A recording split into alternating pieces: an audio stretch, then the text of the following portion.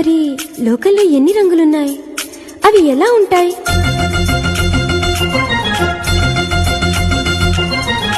బుగ్గ మీద వెచ్చని సిగ్గు వచ్చినప్పుడు దానిని అడుగు, ఎర్రదనం అంటే చెబుతుంది.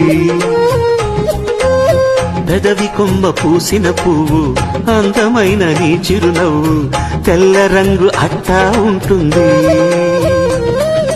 నీలో నిలువున పులకలు రేగిన వేళ నువ్వే పచ్చని పైరువు అవుతావమ్మా. దిగులు రంగే నలుపు అనుకో, ప్రేమ పొంగే పసుపు అనుకో.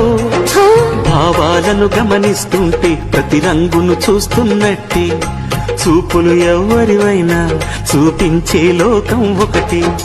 నేస్తమా